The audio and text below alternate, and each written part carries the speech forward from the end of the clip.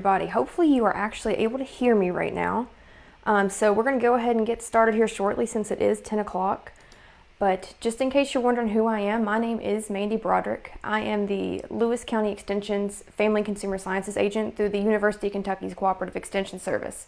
So my job includes all kinds of interesting things ranging from parenting, cooking, which is what we're going to do today, environment-friendly, green cleaning stuff, just you name it, we probably teach about it. But today specifically, we're going to be doing a little bit of cooking.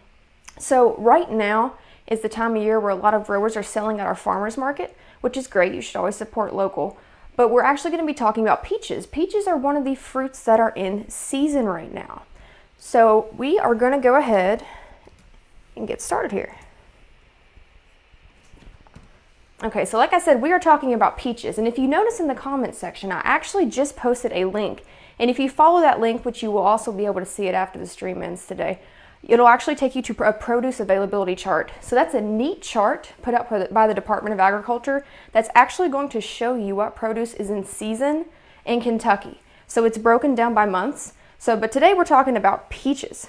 So you're probably wondering, why do I even really care about peaches? Well, there's a lot of reasons why you should. For one, there's absolutely no cholesterol or sodium in peaches. So they're, good for a healthy heart. There is a lot of vitamin C. Just like oranges, that's going to give you a boost to your immune system, which, especially right now is really important. There's vitamin A, which improves your vision. And there's also fiber, which is going to decrease your risk of colon cancer. So, what are you waiting for? Why aren't you eating peaches? All right, so in case you're wondering kind of how or why I picked the recipe for today, our FCS program actually put out a calendar showing some of our plated up recipes. So this is the calendar for July. If you look at the 16th, which is today, you're actually going to see the peach crisp. And I'm going to give you a link. That's actually what I'm looking for right now. I'm going to give you a link to this calendar in case you're interested in, checking that out and printing it and maybe trying some of those other recipes besides the ones that we do. There you go. I just put that in the comment section there. But we are going to be doing the peach crisp. All right, so here's the recipe we're going to be doing today. So the ingredients include half a cup of quick cook oats, half a cup of honey sweetened granola, 3 tablespoons of whole wheat flour, a half cup of packed light brown sugar. We want to make sure we get the light brown sugar because that is lower in calories. A 1/4 cup of butter softened. Now, when I say softened, and I'll probably touch on this again later in case, some new people pop in, I don't mean melted. You don't want to pop that in the microwave and totally just disintegrate it because that's not what you're going for. We're actually going to show you how to cut in the butter. And what I mean by cut in the butter is you want to have tiny little butter pieces in your flour mixture. And what that does is with a peach crisp or, a cobbler or anything like that, that's what's going to give you that good flaky crust. Okay, we also have 6 cups of peaches peeled and sliced. I did go ahead and peel and slice most of the peaches for you. I just assumed, that most people wouldn't want to watch me chop up 6 cups of peaches. That's not exactly the most exciting thing. We have 1 teaspoon of ground cinnamon, a 1/4 teaspoon of ground nutmeg, a 1/4 teaspoon of ground allspice, and a 1/4 cup of chopped pecans. Now, something I'll say about those spices, because with these recipes, we don't want you to go out and spend a lot of money. One of the goals of the plated up recipes is not only to be healthy, but to be affordable. Because, money's important. I don't care who you are. Money is a very, big important thing. So if you find that you want to go make this in your kitchen, right, you realize, oh, well, I don't have allspice. If you have pumpkin pie spice, I'm not sure, maybe some of you know this, maybe some of you don't, but those are actually the 3 main ingredients in pumpkin pie spice. So you could probably just substitute that. It's just cinnamon, nutmeg, and allspice. So if you don't have those 3 individual things, just use some pumpkin pie spice. All right. Now, with this recipe, we want to preheat our oven to 375 degrees Fahrenheit. Something I will say is I'm not going to let you all sit here, for 25, 30 minutes and watch this thing cook. I'm going to cook it as soon as the live stream ends, and then I'll post a picture of the final product in the comments section. Just like with the peaches, nobody wants to watch me stand here while I wait 30 minutes. Okay, so with that, I'm going to go ahead and get our cooking station set up. It'll take me just a second, so bear with me here.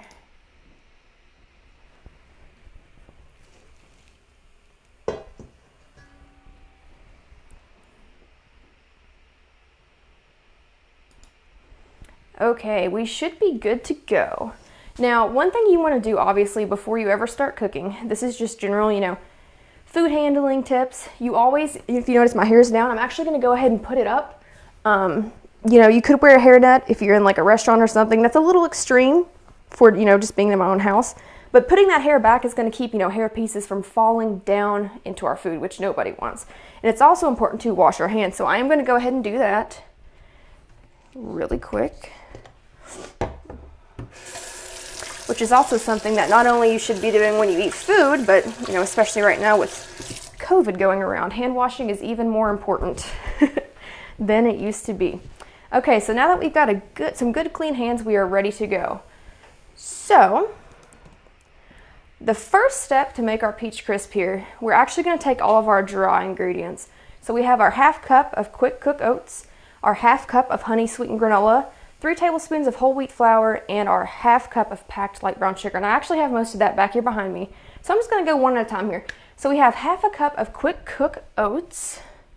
Where are we at here? All right, so this is something that most of you probably already have, in your cabinet at home. Nothing too intense here. Now, something worth noting, whenever you're measuring dry ingredients like this, you do not want to use a glass measuring cup. Those are for liquid ingredients only. So you're going to want to make sure you use an actual measuring cup for something like this. So I'm going to go ahead. I'm going to do this over the bowl because I am notoriously messy when cooking. See, I've actually already spilled a little bit. All right. So that's the half cup of our quick cook oats. I'm going to go ahead and add that in there. All right, next we have a half cup of honey sweetened granola. Now this is something that is pretty easy to find at the store. It's just, I found it in the cereal aisle. It's just chopped up granola, nothing too crazy. But we're also going to add in a half cup of that. So once again, I'm going to do that over top of the bowl because I don't want to have to clean up the mess in my kitchen after this is over. All right, so there we go. We have a good little amount, half cup of our honey oats there. Or honey granola, sorry. Next up, we have 3 tablespoons of whole wheat flour. Now, this is something that some of you might have in your kitchen, some of you might not. Some people are actually intimidated to cook with whole wheat flour, and I'm really not sure why. One thing I will say, it's going to add some fiber and stuff, but you can actually take any baking mixture and do like a 50-50, and it's going to get rid of that grainy taste. That's a big reason that a lot of people don't like to use it. But for our whole wheat flour, we have 3 tablespoons. So I've got my tablespoon here. We're going to go ahead, scoop that out of our bag. So I'm not going to pack our flour in. We don't want to do that. We'll actually end up with too much. So I'm just going to do like light, kind of shake it off here. 1, 2, and 3. So there's our 3 tablespoons of whole wheat flour. And last but not least, we have half a cup of packed light brown sugar. Now remember I said we do want to make sure we use that light brown sugar because it's got less calories in it. And this actually does say to pack it. So unlike with that flour, we want to make sure that we get every ounce of this measuring cup filled up pretty tight. All right, there we go. And I'm actually taking my hand on the side of that bag and making sure it's level. So you can see that there. So there's a half cup of light brown sugar. All right, so that's step 1. Nothing too hard yet. All right, so I was already talking about the butter earlier. Now, in case you weren't here, when the recipe says softened butter, you don't want to completely melt it. You want to have little bitty balls of your butter left in the mixture because that's what's going to make it flaky. So what I'm going to do is I'm actually going to take this butter. Now, I sat this out for about 45 minutes. It really depends on how cold your fridge is. Mine tends to get really cold at the top. I'm not sure why. So I sat it out for a little bit longer. For some of you, 20 minutes, 30 minutes might be fine. But this butter, it is good and soft, so I shouldn't have too much trouble here. And I'm actually going to take this tool. So some of you may have seen this before, some of you may not, but this is actually a pastry blender. Now what this is going to do is, unlike a spoon where I would have to continuously pretty much mash down in there, it's going to help me blend that butter into those nice little consistent chunks. So what I am going to do is I'm just going to break up our brown sugar a little bit here before we go ahead and mix it in.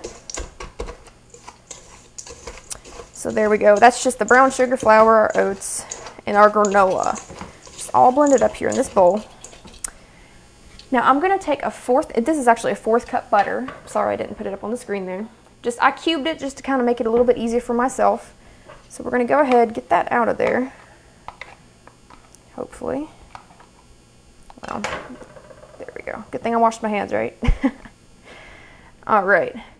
So we're going to do that, and we are just going to take this pastry blender right here and just kind of mix it in. Now, one thing I will say is, you know, butter, it's sticky. So if that happens, just take a spoon, kind of rake it off your pastry blender, no big deal. And we are just going to keep working on that right here.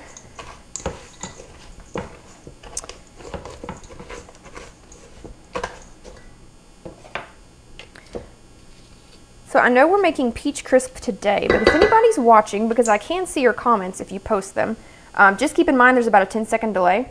But what are some of the favorite things that you like to bake in your kitchen at home? I know I'm personally a huge fan of blueberry muffins. That's something I cook quite frequently.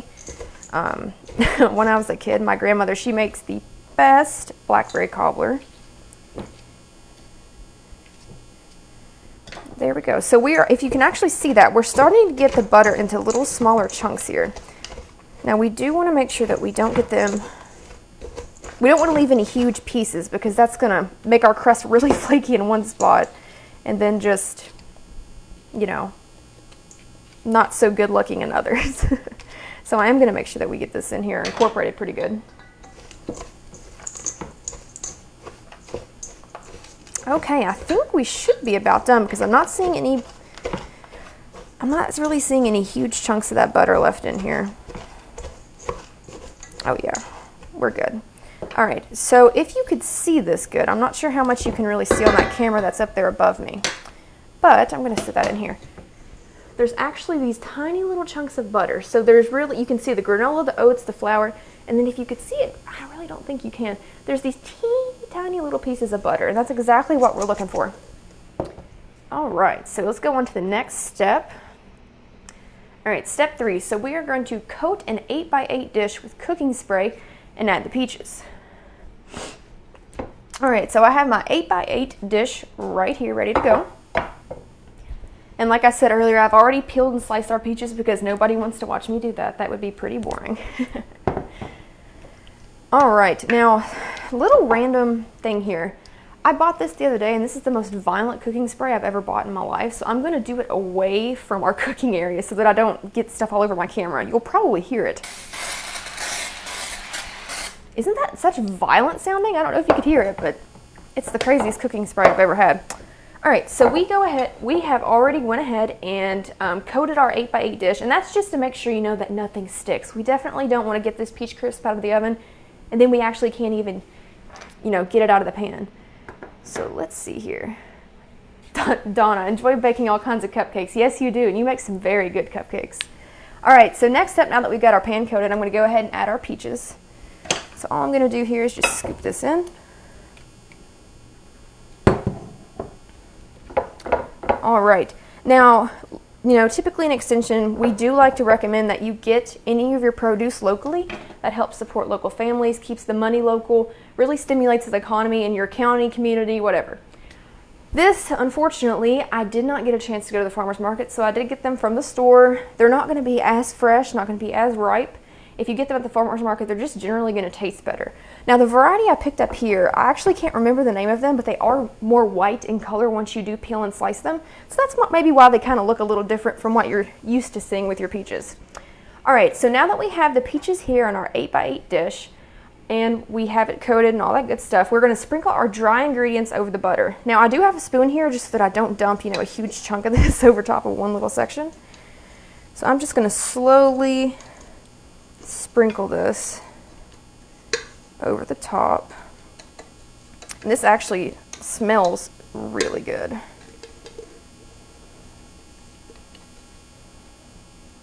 Okay, so there's our mixture. well, we actually still have, this is a lot of crust, which I guess is good for a crisp. You know, you definitely want to have that good flaky crust on top. All right, almost. Let me get some over here. There we go. I don't know about you all, but that looks pretty good to me. All right, so now we've got our dry ingredients on top there. Now, one last thing we do have to do is we actually do need to go ahead and sprinkle on our spices. So we need 1 teaspoon of ground cinnamon. So I've got that right here. Got a teaspoon. And I'm just going to kind of spread that evenly over here. Oh, that smells so good. Okay. Next up, we need a 1/4 teaspoon of ground nutmeg.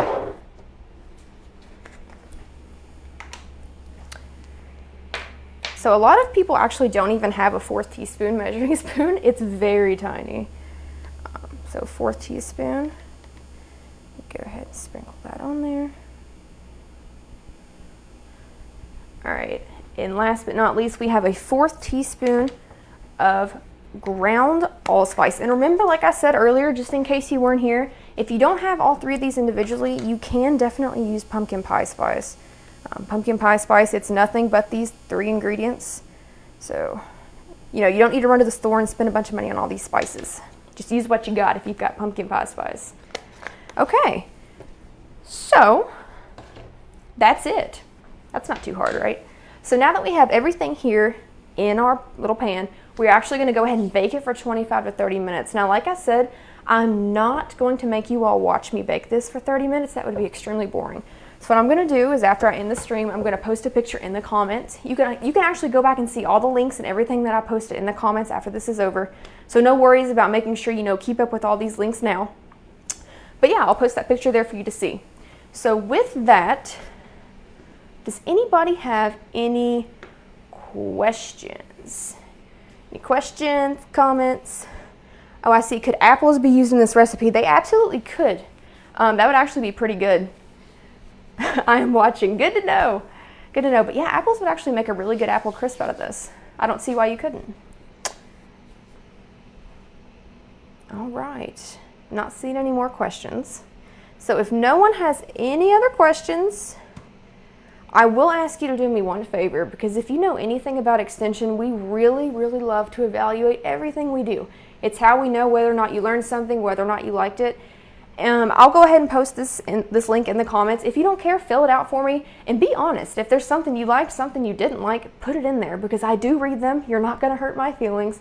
Whenever I did this 2 years ago, I actually, used this exact same evaluation, and on it, the only comment people had was that they wanted to see my face. And I don't know if you noticed, but instead of just using 1 camera on the food, I've used 3. So I've absolutely made sure that you could see my face during this. So I'm going to go ahead and paste that down here now. So that's the evaluation. It will take you less than a minute to fill out. Just go to that link, fill it out for me. Be honest, and I will go ahead and put the peach crisp recipe in case you all want to make this at home, but you don't want to have to keep up with the video. Or you could cook along with me, whatever you want. But there's all those links for you. And if nobody else has any questions, I'll probably go ahead and turn this off for now. I'd like to thank everybody for watching. This is something that's definitely been fun for me to do. I don't know about you, but our work situation is kind of interesting right now with the blend of remote work and in the office. And I think a lot of people are going through that. So I just wanted to bring an old piece of what we could do there in the office to you at your home, while everybody is being safe and socially distancing. But with that, once again, thank you for watching, and I will see you next week. Bye!